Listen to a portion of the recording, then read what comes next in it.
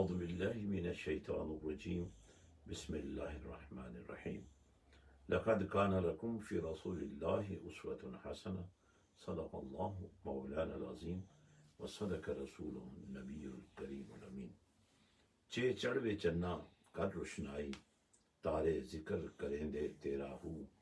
تیرے جئے چن کئی سہ چڑھ دے سانو سجنا باج ہنیرا ہو، جتھے چن ساڈا چڑھدا اتھے قدر نہیں کچھ تیرا ہو، چن ساڈا وچ مدینے چڑھیا ہویا ہر تھاں سویرا ہو، جس دے کارن اساں جنم گوایا یا باہو، او سونا یار ملے ایک پھیرا ہو،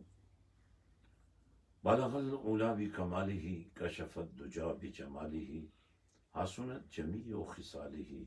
صلو علیہ وآلہ۔ ناظرین السلام علیکم ورحمۃ اللہ وبرکاتہ۔ ان لمحات کو یاد کیجئے جب میرے اور آپ کے آقا مولا امام الانبیاء حضرت محمد مصطفیٰ صلی اللہ علیہ وسلم مکۃ المکرمہ سے ہجرت فرما کر مدینہ المنورہ تشریف لا رہے تھے۔ ہر روز ہر صبح لوگ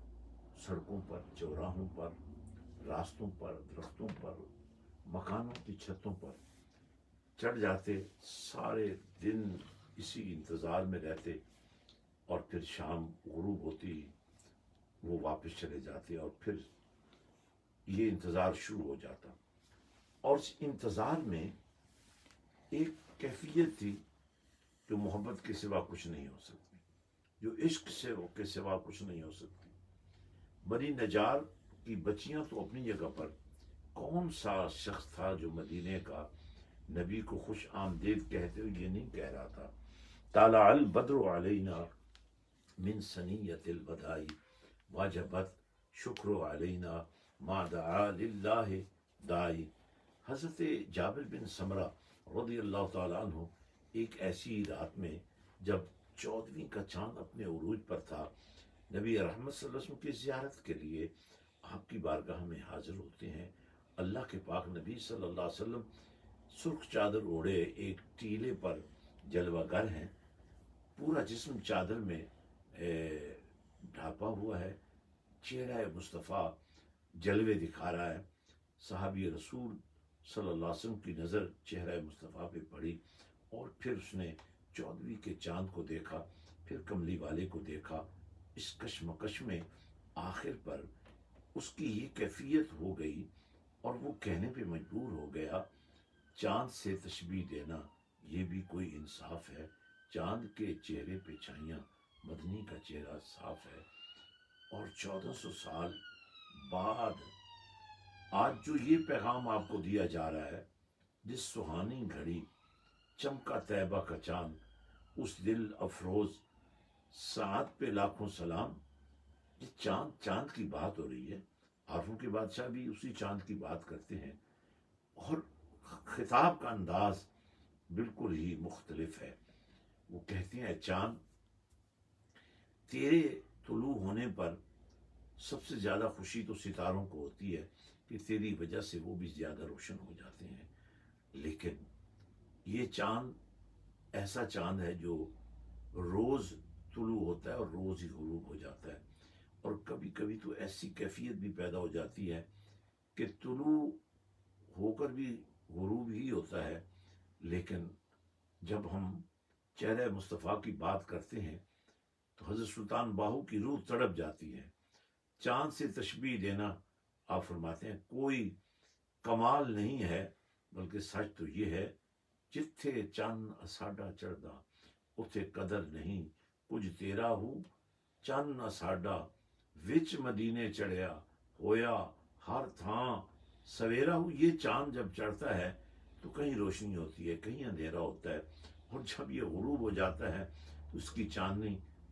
سے لوگ محروم ہو جاتے ہیں، لیکن کملی والا وہ چاند ہے جب سے چڑھا ہے، صرف کسی ایک قطرے کو، کسی ایک ذرے کو، کسی ایک لمحے کو، کسی ایک نظر کو، کسی ایک جلوے کو جلوہ نہیں ملا، بلکہ تھاں ہر جگہ پہ یہ سویرا نظر آ رہا ہے۔ 14 صدیاں گزر گئیں۔ آپ ذرا تصور مدینہ کریں، آپ ذرا بات سنیں جو نبی نے فرمائی تھی ان لوگوں کے لیے جنہوں نے پتھر مارے تھے کہ یا اللہ اگر انہیں میری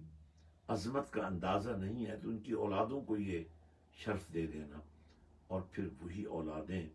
پوری دنیا میں اسلام کا جھنڈا اٹھا کر پہنچ جاتی ہیں۔ ناظرین،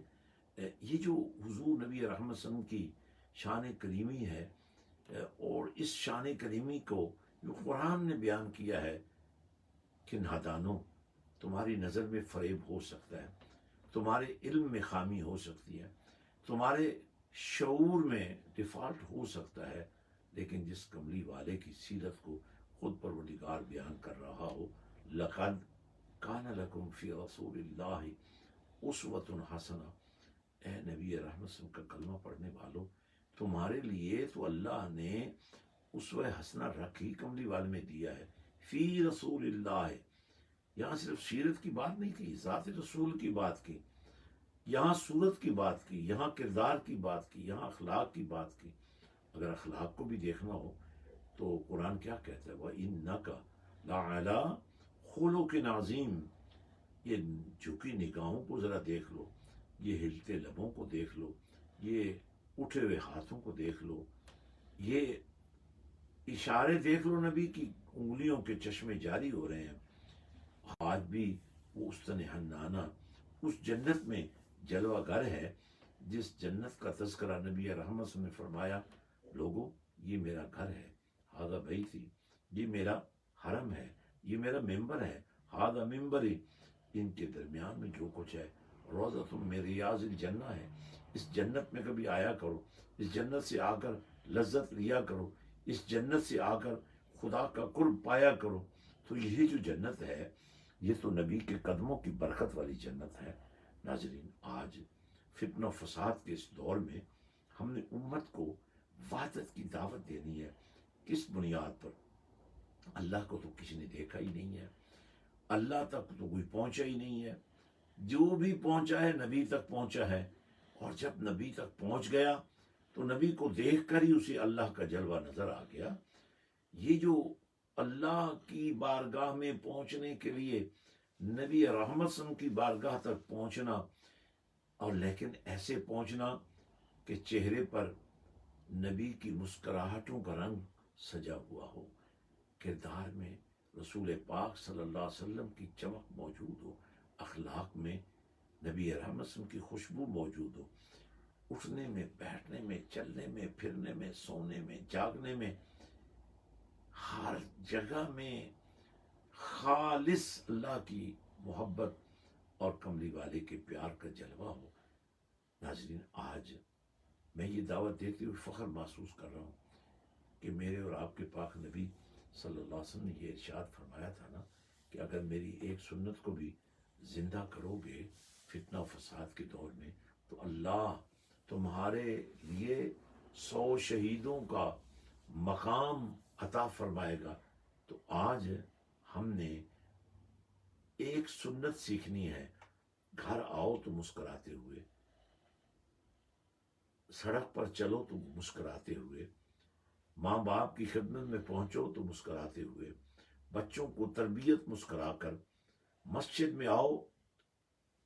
تو اپنے چہرے کو مسکراہٹوں کا مسکن بنا کے آؤ۔ اور اگر نبی رحمت صلی اللہ علیہ وسلم کی مسکراہٹوں کو سمجھنا ہو تو پھر جن کی تسکین سے روتے ہوئے ہنس پڑے، اس تبسم کی عادت پہ لاکھوں سلام۔ نبی تو اپنی بارگاہ میں آنے والے دشمنوں کو بھی مسکراہٹیں عطا کرتا تھا، تو کیا ہم اپنے ماں باپ کو مسکراہٹیں نہیں دے سکتے؟ کیا ہم اپنی اولاد کو ایسی تربیت نہیں دے سکتے جو مسکراہٹوں کے پہرے میں ہو؟ آئیے ہم اخلاق مصطفیٰ کو اپنائیں، کردار مصطفیٰ کو اپنائیں، ایک پریکٹیکل زندگی کا آغاز کریں، پاکیزگی اور طہارت کا سفر جاری کریں۔ اللہ تعالی ہمیں شعور دین نصیب فرمائے۔ وآخر دعوانا ان الحمد للہ رب العالمین۔